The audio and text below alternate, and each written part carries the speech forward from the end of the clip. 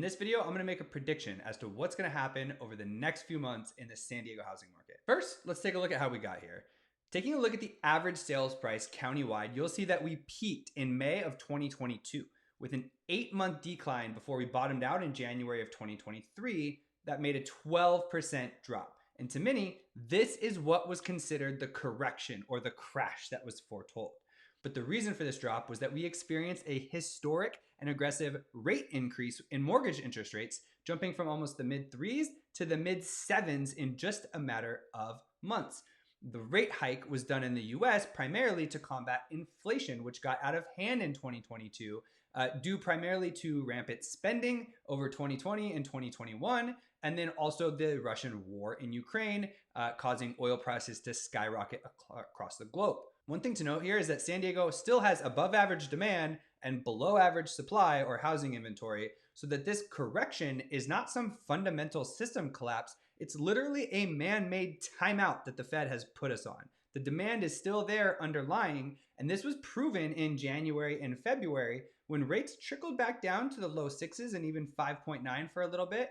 We saw mortgage applications peak for just about a month, and then the correction bottomed out there. So file that away for my thesis as I go into this next part. So if you take a look at the man-made decline we just saw, that is about a 12% decline over 8 months. That's a loss of about 1.7% equity each month of the decline while we're under our man-made timeout. So January and February, we saw rates trickle back down, and then the housing market started to take back off. We can assume that if rates get back down into the 5s or even the low 6s again, we'll see the same level of demand, pent-up demand, go back into the market. The question we have to ask ourselves here is, how much longer is this self-imposed timeout going to last? Well, let's take a look at the inflation numbers. One of the key things to look at is that inflation, core CPI, looks at a rolling 12-month average. Right now in March 10th, I believe, we're about to get February's numbers. So they always go and they take a look at the numbers from the month before. Well, the war in Ukraine started in March of 2022. And so March and April had historically high inflation numbers. And so what we can expect is that in April and May of this year, there'll be those March and April outliers from the 12-month report will be dropping off as we have our new March and April numbers coming on.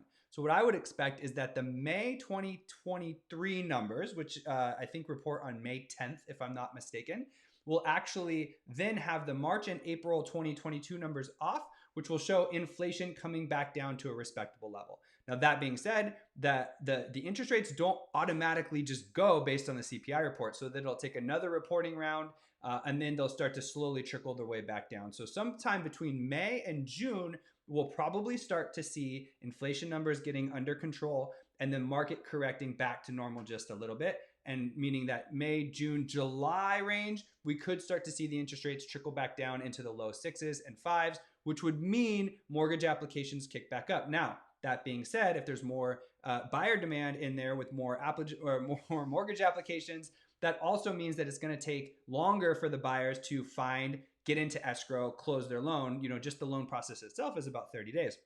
So if it takes them, 30 to 60 days to find the home, get into escrow, and then another 30 to close, we may not see the market bounce back and correct for 30 to 90 days after the mortgage rates drop. Even here, you saw it was December, January that the mortgage rates dropped, and it wasn't until February that it kicked back up and started tracking in. So if we see favorable CPI numbers in May and rates adjust as quickly as June, we could see this correction maybe ironing out sometime in June or July of 2023. So what does that mean? From March to, we'll say June, March to June, that's March, April, May, June, that's 4 months. And if we know that we're declining at 1.7%, 1.7 times 4, do the quick math, that is a minus 6.8 equity percentage drop that we could theoretically still have to go.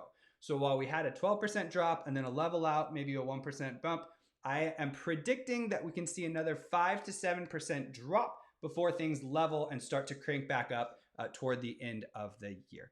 I know real estate agents usually hate to make predictions, especially if it's not all sunshine and roses. But if we just look at the hard numbers, the rates are being artificially held high due to inflation. The inflation report won't get under control probably till May of this year when March and April drop off. And so that is my tried and true thesis as to what's going to happen in the San Diego housing market here. That being said, if you're looking to buy and you're going to hold your house for 3, 4, 5+ years, you're pretty much going to weather any type of correction that happens.